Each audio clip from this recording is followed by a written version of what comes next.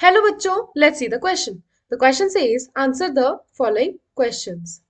तो इसके अंदर भी फर्दर 3 पार्ट्स है. सो हम सबसे पहले फर्स्ट पार्ट सॉल्व करेंगे. Which element of the first transition series has highest second ionization enthalpy. Second part कहता है which element of the first transition series has highest third ionization enthalpy. And third part says which element of the first transition series has lowest enthalpy of atomization. और इसी question में second part कहता है identify the metal and justify your answer. First is carbonyl compound of MCO whole 5 and second is MO3F. Okay. So the key concept here are different. So सबसे पहले part में हम की concept क्या लगाएंगे, electronic configuration का, क्योंकि हमसे सेकेंड आयनाइजेशन एंथैल्पी पूछी गई है. तो जो हमारा मेटल होगा वो कुछ इस स्टेट में होगा, राइट. तो सबसे ज्यादा सेकेंड आयनाइजेशन एंथैल्पी होगी कॉपर की. रीजन बीइंग कि कॉपर की इलेक्ट्रॉनिक कॉन्फ़िगरेशन होती है 3d10 4s1. जब एक इलेक्ट्रॉन यहां से चला गया तो वहां पर इसकी इलेक्ट्रॉनिक कॉन्फ़िगरेशन फुल्ली फिल्ड हो जाएगी and that's the most stable electronic configuration. और स्टेबल होने की वजह से उसकी जो सेकेंड आयनाइजेशन एंथैल्पी है, यानी सेकेंड टाइम में उसमें से इलेक्ट्रॉन निकालना बहुत मुश्किल हो जाएगा. Hence the highest ionization enthalpy is of copper +1. Okay.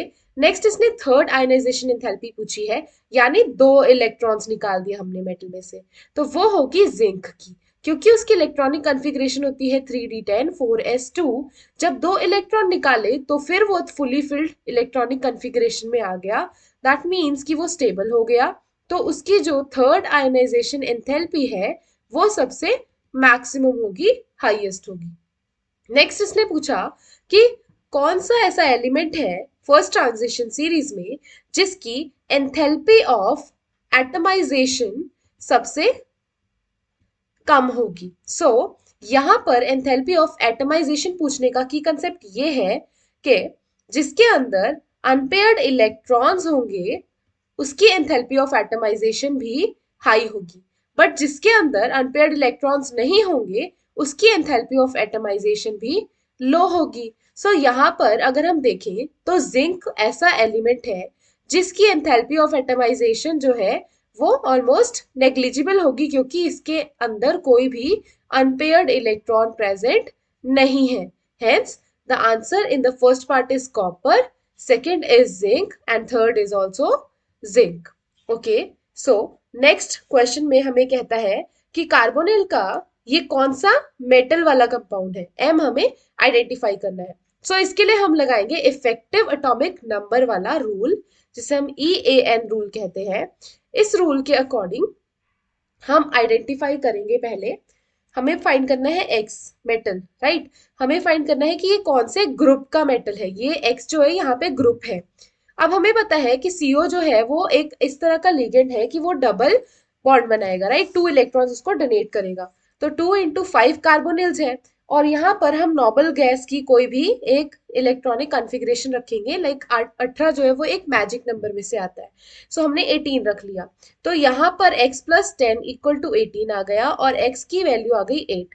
अब 8th ग्रुप में कौन सा ऐसा कार्बोनिल बन सकता है जो 5 कार्बोनिल्स को जगह दे, तो वो होता है FeCO whole 5. इसीलिए यहाँ पर m की वैल्यू जो है वो हो जाएगी Fe, that is iron. Second वाला तो बहुत ही सिंपल है. यहाँ पर की कंसेप्ट है ऑक्सीडेशन नंबर. हम निकालेंगे ऑक्सीडेशन नंबर. x + -2 × 3 ये ऑक्सीजन का चार्ज आ गया, -1 ये आ गया हमारा फ्लोरीन का. इसकी वैल्यू आ गई +7. सो +7 तो सिर्फ एक ही की वैल्यू आ सकती है और वो है मैंगनीज. सो यहाँ पर इसका आंसर आ जाएगा मैंगनीज. सो यहाँ हमने सभी के आंसर फाइंड कर लिए. First is copper, second is zinc, third is also zinc, fourth is iron and fifth one is manganese. Hope you understood the concept.